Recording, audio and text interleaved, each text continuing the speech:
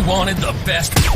You've got the best podcast, the hottest podcast in the world. The Chris Voss Show, the preeminent podcast with guests so smart you may experience serious brain bleed. The CEOs, authors, thought leaders, visionaries, and motivators.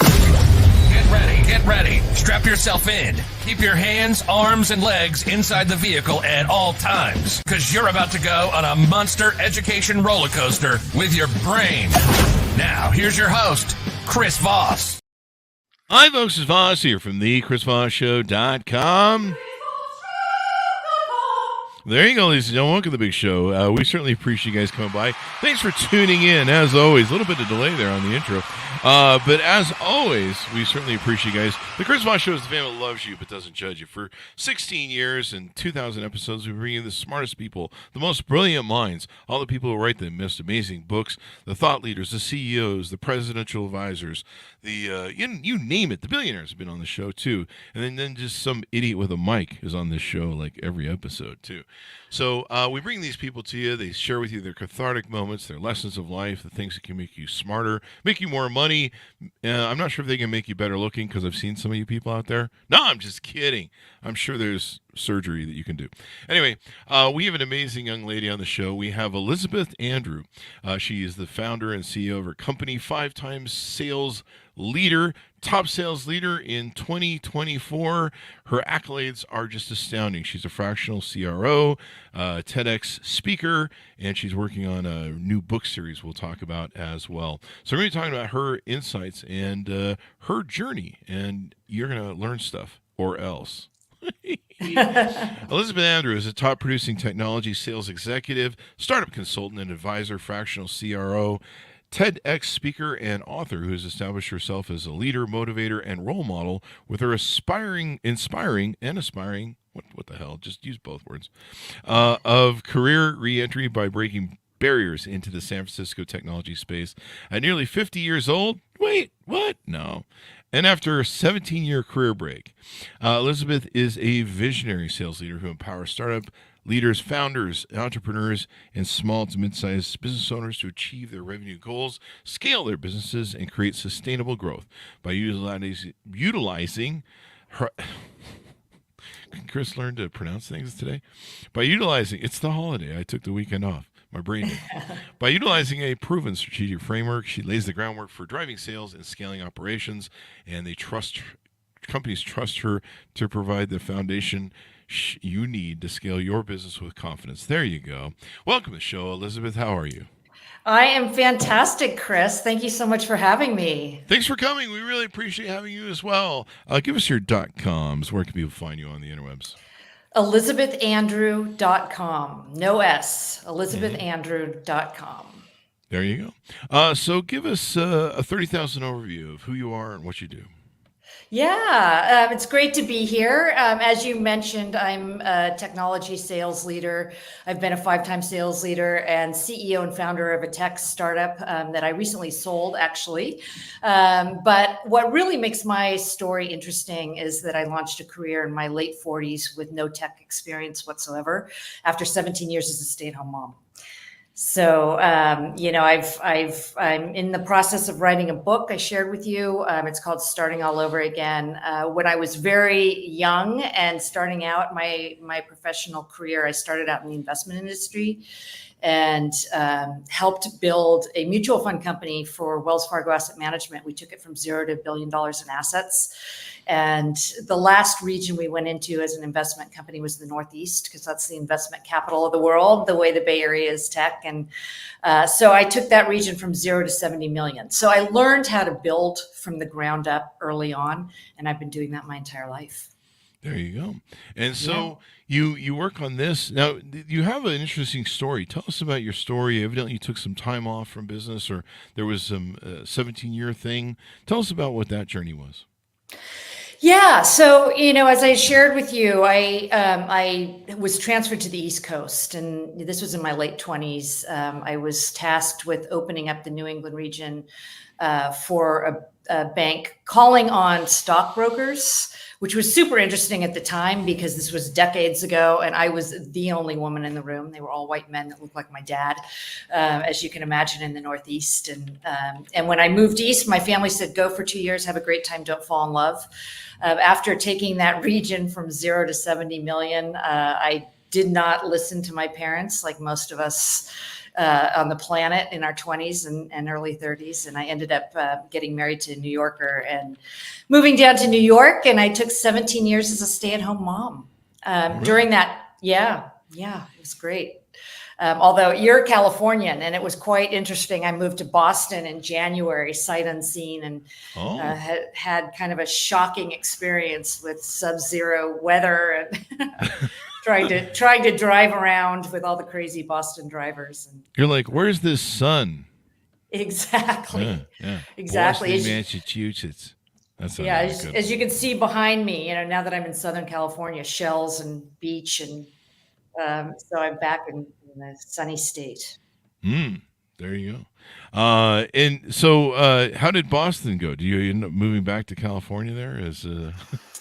Well, so I spent a couple years in Boston. I took that region again from 0 to 70 million, and then ended up, meeting a New Yorker, getting married, and left my career, moved down to New York, and between New York and Connecticut, ended up 17 years raising my kids. I did a ton of nonprofit work, which was super interesting because a lot of those things that I did in those years were harder than anything I've done professionally.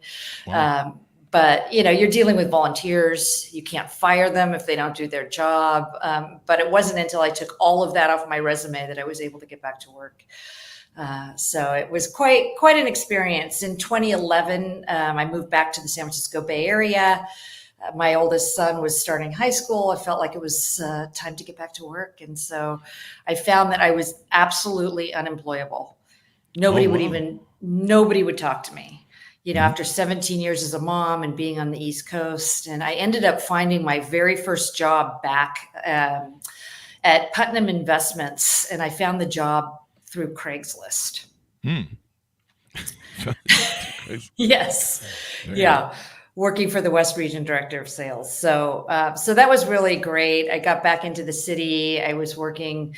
And at that point, I just felt like there's no fun to be had in financial services anymore. And, here I am in San Francisco and so much going on in tech. And, I laugh, Chris, actually, oftentimes, because I told you I was the only woman in the room in the investment industry. I went from that to being the oldest person in the room in tech in San Francisco. In your 40s and 50s? That sounds about right, I guess. Yeah. There's a real ageism thing over there. Oh, It yeah. really is. I watched so many 20-year-olds run companies in the ground, and I've told VCs, I'm like, why do you keep doing this? Like, I could have run that company and made a profit in my sleep. Like, I'll see ones that have potentials of unicorns, or they're thought to be unicorns, and they'll just ram it right in the ground. And one of my friends did the book. I can't remember what it is, but there's a unicorn on the cover, and it's a book about all the silliness in the tech business, the drinking carts, the alcohol carts, the parties, the cocaine, the drugs, the rock and roll, all the just debauchery that was going on at some of these places that you're just like, don't you guys have like a sexual harassment and drug policy? And like what's going on, and just the waste of money. I think WeWork during its original CEO who's trying to buy it back now. That debauchery got like really out of hand with that company. So, well, it's so funny you say that because, I started on Wall Street. And when I was launching in tech between 2011 and 2017, Wall Street was demonized. Anybody that was that's just such a different place. I mean, and everybody has a perspective of Wall Street being the Wolf of Wall Street and drugs and all those things. And I'll tell you that there is just as much going on in tech, or was before the pandemic. I saw as many egregious things in tech than I ever did in finance. And I think like anything else, we'll probably look back in in 10, 20 years. And, we'll see a lot of documentaries on Elizabeth Holmes and, and WeWork and all that. Well, we already are. And, everybody's going to think everything in tech was like that. But yeah. There you go. The it's an interesting space. Now, part of your TED Talk encompasses, I think, part of your journey too. Tell us about your TED Talk, and I think it was talking about, hiring people like yourself who've been out of the business theater for a while, and why it's important to still find those people. Yep, absolutely. So when I was moving, so I was back in the East Coast during 07, 08, back when everything fell apart. I was a mom, so I wasn't working at the time, but started with Goldman Sachs, started a program called a returnship program. And I knew a lot of particularly women that had great careers that, came out of careers in New York, that were living in the tri-state area, that, after that kind of great recession decided to go back to work, and they went into this returnship program. And Morgan Stanley, it was really successful. A lot of other companies ended up doing that. I didn't get involved in that because we ended up moving to the West Coast. And of course, tech was, as you mentioned earlier, a lot of ageism. A lot of the tech companies haven't been around that long, right? So it was very young, and there was nothing like that. And, I had such a challenge getting back to work. It took me years. And, and I'm definitely an outlier. I get people calling me all the time saying, how'd you get into tech at that age? And, and have a successful career. And so I started really, not speaking to the people that were reaching out to me saying, how'd you get back in, but really speaking to the companies about letting them back in. Yeah. And the title of my TEDx was Let Them Back In. And, there's a lot of, the big reason that companies would not hire people like me is they felt like they're just out of touch with the tech tools. And that's true. But, I used to have my old day planner. I remember when my kids were in school and I was getting together with some friends, we were going to have lunch or something. And my three friends, we were standing on the school property, and my three friends had their phones, and we were trying to book time. And I had my day planner, and my son was mortified. He could see me through his classroom, but my point was with that whole TED Talk is you can learn the tools in 6 to 12 months. It doesn't take long, but you can't teach 20 years of experience. That's and true. Leadership experience. And would you say that life experience is a factor as well, in that valuation, that life experience, 20 years of life experience versus 20 years of people who don't have, I remember what an idiot I was at 20, and I'm still an idiot, but, and I'm not calling all 20-year-olds idiots, so don't get offended. I'm just talking about me, folks. Get over yourselves. But 20 years of life experience, there's a lot you learn. You learn about people. You learn about interaction with people, evaluations of people. You learn patterns. You set up social patterns. Is that a factor? Absolutely. And it's interesting you bring that up, because as a tech sales leader, I worked for a company called HelloSign. We went through an acquisition by Dropbox. So I spent a year at Dropbox. And that was such an interesting, to your point, we could go down a rabbit hole on that, but we had a Michelin star chef, 3 meals a day, and, Peloton bikes. And it was all of the things you were talking about of, spending a lot of money and super fun. But I'm a sales leader, and I've worked for an AI company as VP of sales. I've worked for a handful of different companies, and I'm always working for these genius CEOs that come out of, Harvard, MIT, Stanford, Cal, that, I've been the only person on my leadership team that wasn't first generation Indian. I've been the only person on a leadership team that wasn't first generation Russian. They typically, the CEOs, and I respect them all and I have a good relationship with them, but typically they come from the engineering or product side. And as a whole, they just don't respect sales. Mm-hmm. And as a sales leader, in all the other departments of a tech company, they're hiring out of Stanford. They're hiring out of these schools. For me, I want the person that's had failure. I want the kid that went to San Francisco State and put themselves through school. I want the kid that didn't get in, to the college of their choice, that got cut from the team, that, that I've gotten great candidates out of Chico, San Francisco State, a lot of the state schools in California, because they're comfortable with failure and life experiences. And I think that's really important. Yeah. Learning from failure. That's one thing you don't have when you're 20. You don't have the failures of life, learning to overcome them, learning to problem solve.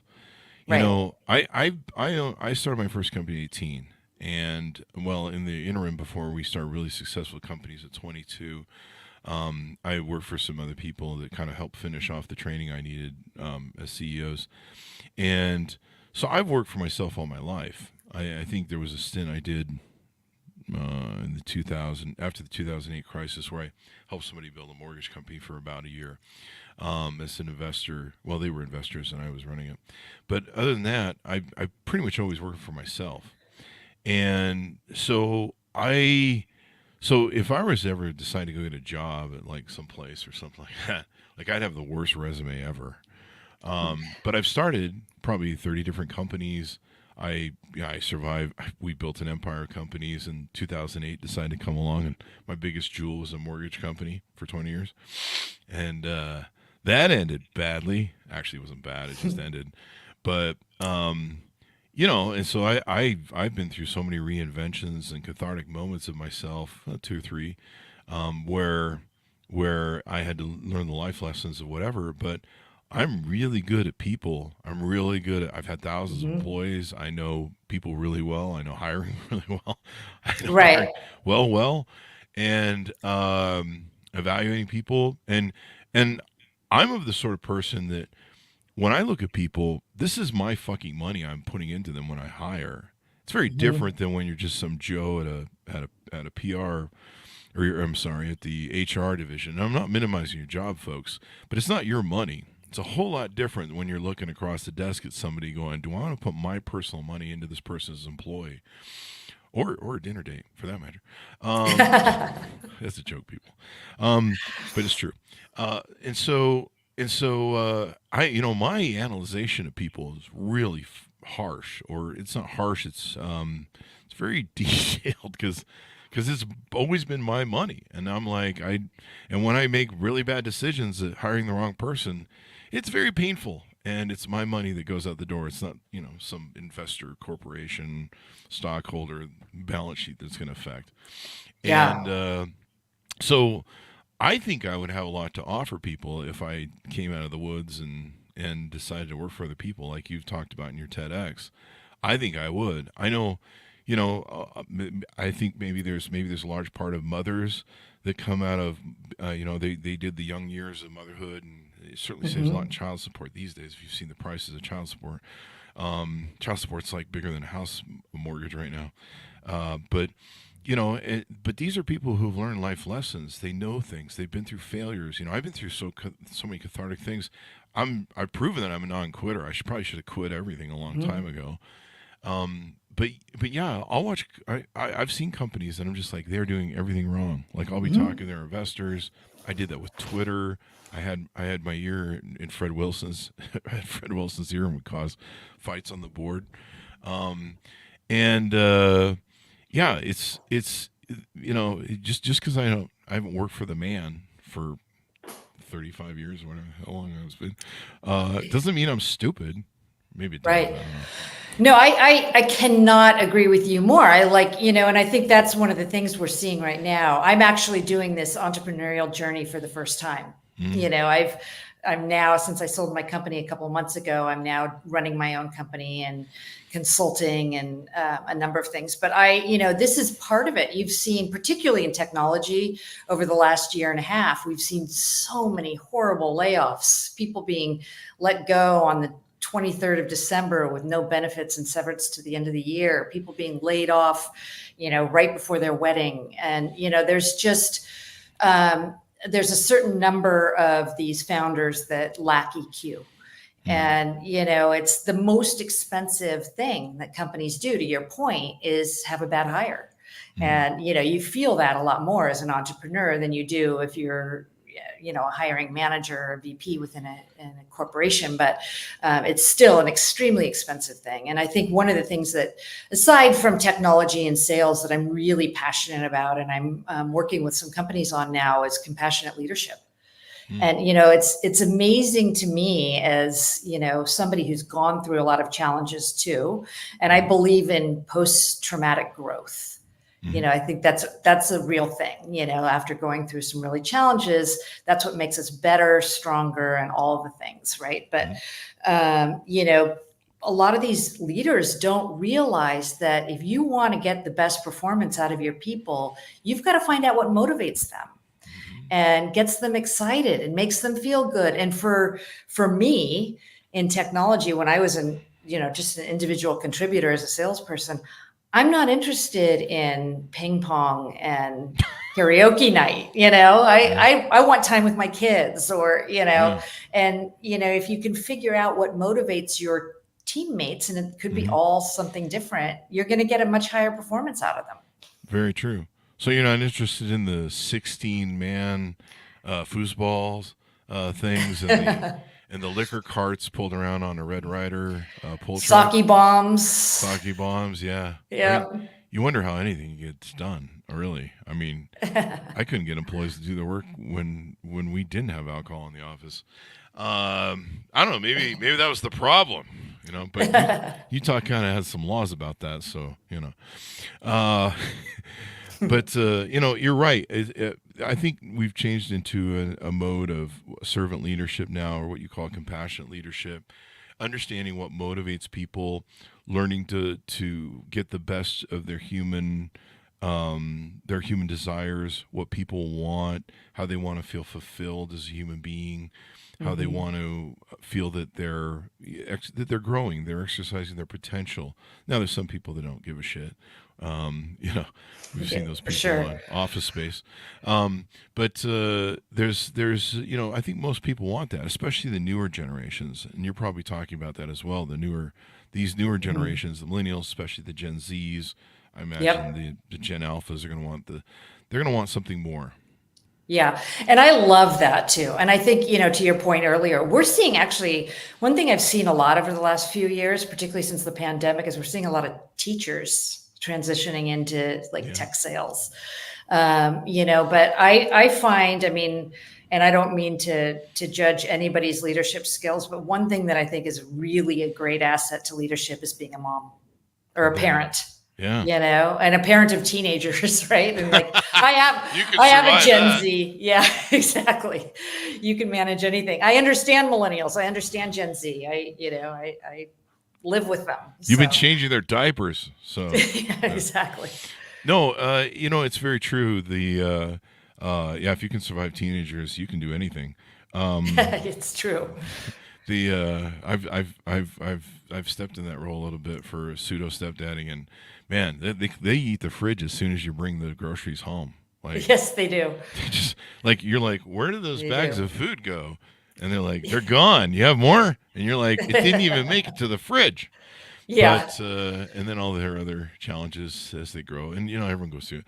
But there's so many life lessons you learn, and overcoming. Even if you're a mother or a marriage or raising children, there's all sorts of crises and resiliency. I think that's the word I've been looking for this whole half hour. Resiliency. Yep. And you want somebody who's going to show up for work. They're not going to quit the first day. They're not going to quit the first time it's going to happen. They're not going to quiet quit because they're just like, I'm not getting my way here. That's a big thing.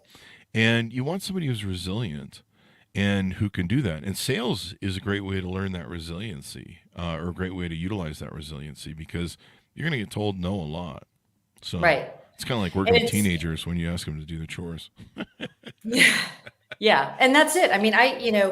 It's hard. Going through a job search is hard, but going through a job search after 17 years of not working is really hard. And it's and I think, unfortunately, and I empathize because so many people are, in that situation today. Right. But, it's challenging. And, I think that, the resiliency and not taking it, when I coach people, friends, I have a lot of previous colleagues that are out of work, and, I'm like, you just don't get attached to any specific role.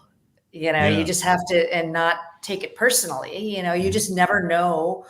Just put out your best, foot forward, and focus on the quality of your presentation and the number of people you talk to. Yep. And just remember, OnlyFans is always still an option. No, I'm just kidding. Don't do that, folks. Don't do that. That'll permanently ruin your career, from my understanding, unless you stay in it. That's why you can subscribe to Chris Voss's OnlyFans at don'tdothat.com. I don't know what that means. It sounded funny in my head at the time. But yeah, I mean, for me, I don't know that I would ever get anybody to hire me. I mean, I can get hired people as a consultant or, advisor and coach, but when it came to like a 9-to-5, I'm not even sure I can do a 9-to-5 job. Actually, come to think of it. Yeah. Everyone does a remote now, so as long as I can show up in the office in my underwear and flip flops, is that still permitted? Or is that only in tech? Absolutely.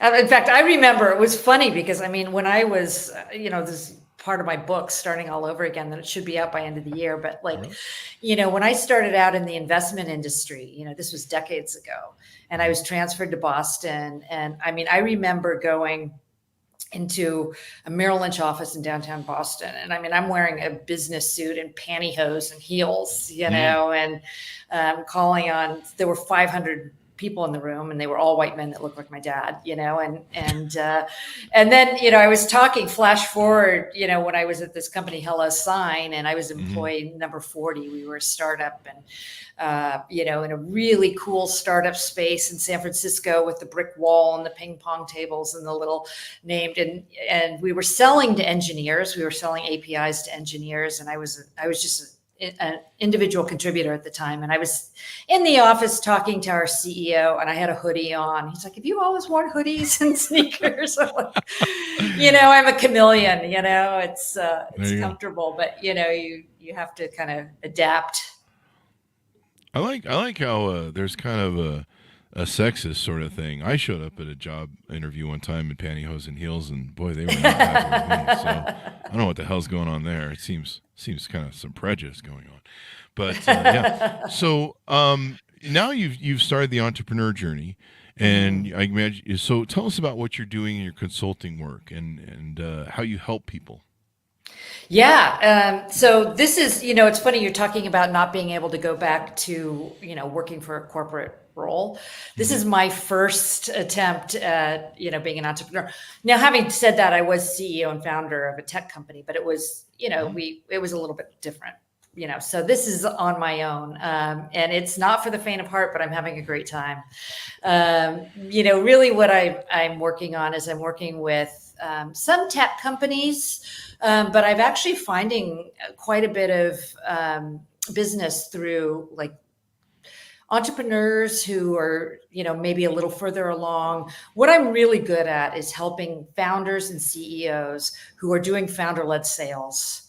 They're successful at it, but they don't know how to scale that.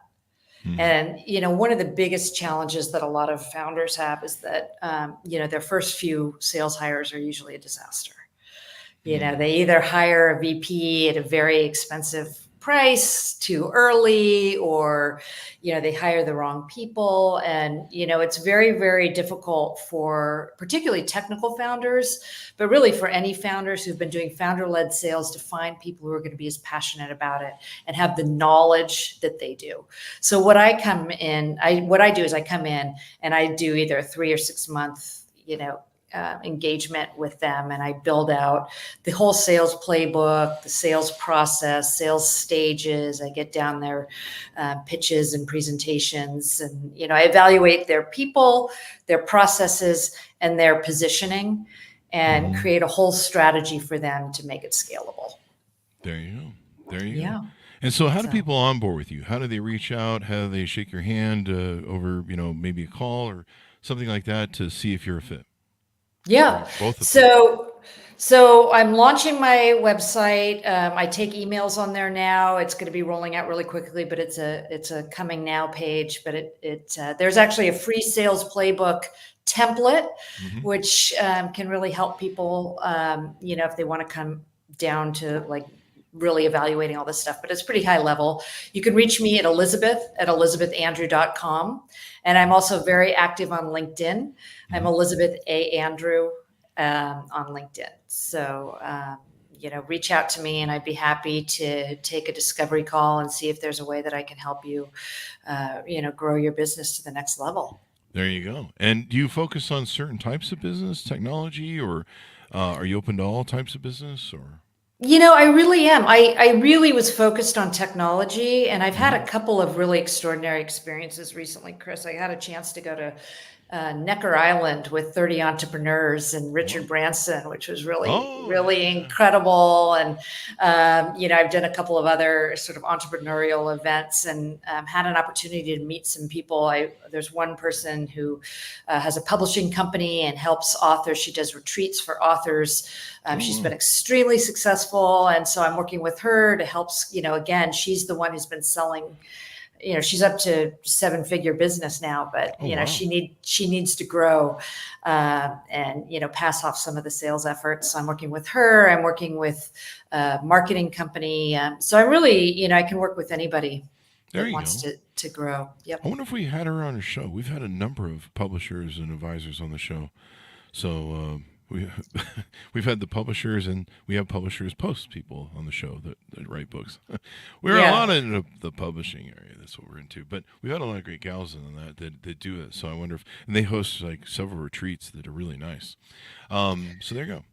Yeah, I will. I'll connect her with you if not. It's funny. My Worth Books has been my publisher. I'm working on this book, and I love this publisher so much, Kira Britton at JOA Publishing, that I may be transferring over and working with her. We'll see. So there you go. Well, we'll be excited to see the books. I think your story is really important. One of the problems that I'm 56. My friends that are around me on like Facebook, and the first 10 years of the show was nerd talk. It was basically Google and Silicon Valley and CEOs from Silicon Valley. It was pretty much that for the first 10 years.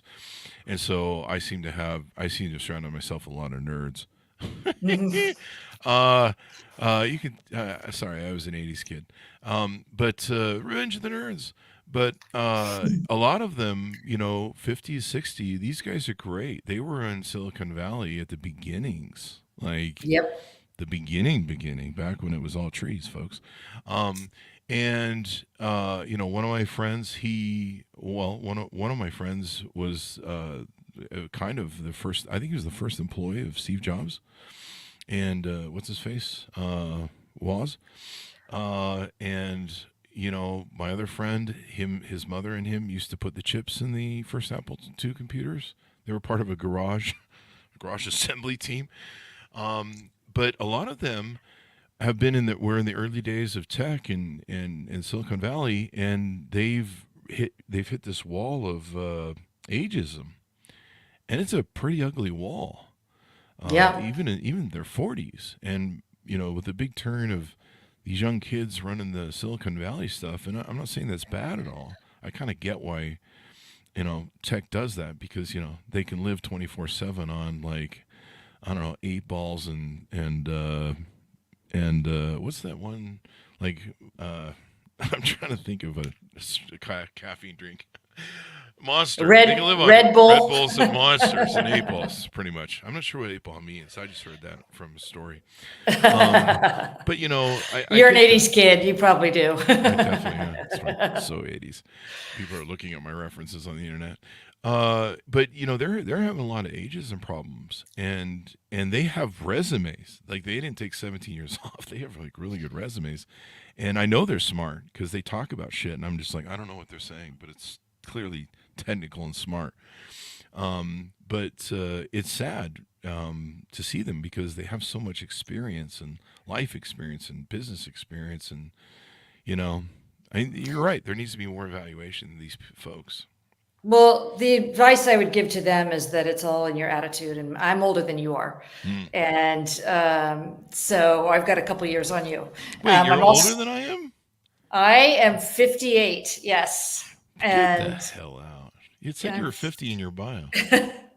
No, I started a career at close to Oh, 50. close to 50. See, that's how much I've been Yeah. giving you. Okay, well, there you go. Yeah. So I'm 58 now. And What are yeah. you And I what are mean, you eating and drinking, damn it? No. I mean, I didn't have the background that your buddies did. And, Yeah. I I know a look lot of like this and people. I didn't have kids or teenagers and I still Well, it's look the like this. kids that keep you young. Oh, is it? Yeah. Hmm. Oh, Yeah. we'll have And, to and a test. good I'll colorist. have to run that by the attorneys and see if we can say that. And a good colorist. There you go. So I'm sorry, I was interrupting you. What were you saying they should do? Oh yeah, no, it's it's all your mental attitude. I mean, I think that's the Yeah. thing is they've got a lot to bring to the table. And I also know some people that, were successful early on. One of my buddies was a college friend, was the biggest exit of 2010. And that was long before I was really involved. And, it's a mental game. You have a lot to bring to the table, and there's a lot that people need to learn from you. So Maybe they just don't have that resilience of one of the successful things of people in Silicon Valley. Those 20-year-olds don't get handed something. I shouldn't be dismissive about them or reply dismissive about them. mhm. Some of them went through 1,500 pitches. They worked their ass off to get stuff pitched. I think I Mhm. heard the Dropbox CEO tell me a story of how hard it was to pitch his company, and no one Mhm. wanted it. And then you look at what just a rocket ship of unicorn was when it first came Mhm. out. And I remember when it Mhm. came out, I was like, this is fucking amazing. And I probably was like a very early sign up. But so I mean, there's a lot of you got to go through a lot of rigmaroles, and I don't know. Maybe the problem is they're not shaving their old ass beards and they're talking about the Grateful Dead too much. That seems to be a lot of the problem too. No, So there's a lot. I mean, there are a lot of brilliant CEOs, and it's they can be. I mean, obviously, so many of them have been so successful, right? And mhm. like, I mean, it just my point is, and particularly in sales and go to market, is that I mean, you have to work hard to go to Harvard, Yeah, unquestionably, but by default, things have gone your way. You've been yeah, first string of your team, you've been first seat at the cello, or you've been top of your class, right, to get there. And hmm there's different ways to work hard, right? And yeah. You I just have think your dad probably, be rich. Yeah, yeah. And I think one of the differences maybe between your friend, whoever it was who worked with Steve Jobs early on, and myself, I mean, there's a lot to be said for having your back against the wall.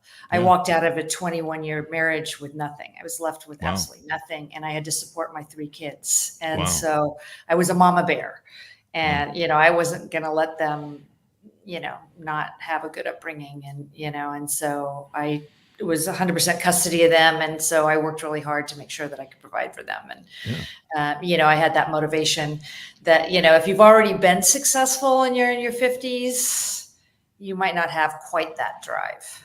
That's true. The I don't know. I would like to see what it's like. No, but I mean, you go through. I mean, I think everybody by the time they're 50, they've been through so many cathartic moments. They've been through Mhm. so many rewrites or reinventions of themselves.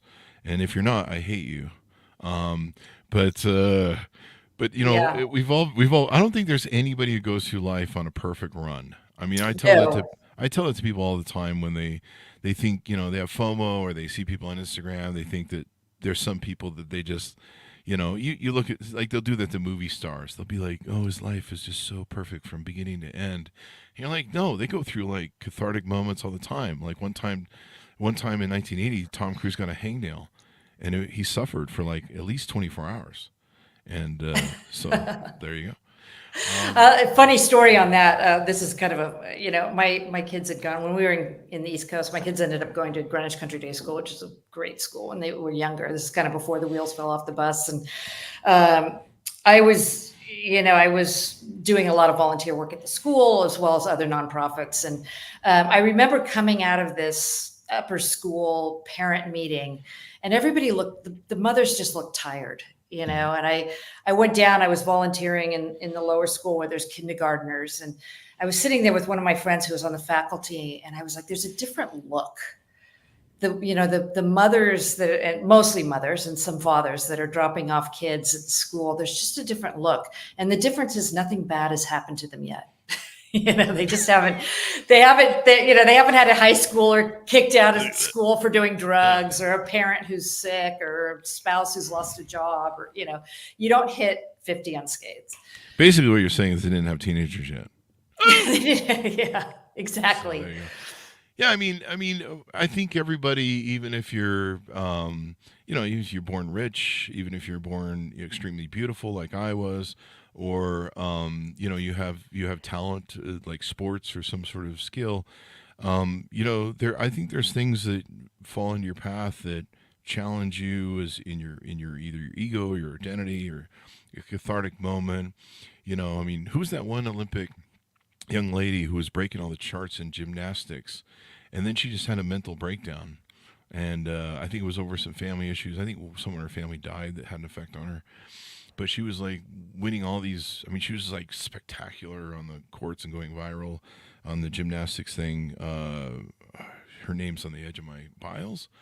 Her name's on the edge of my... Simone Biles. Yes, Simone Biles. Yeah. Yep. And you would think that, she's someone who's just gonna be a rocket ship, no problems, sail through the rest of your life. Yeah. And I think someone died in her family that had a tragedy, if I recall rightly, and then maybe some other cathartic moment.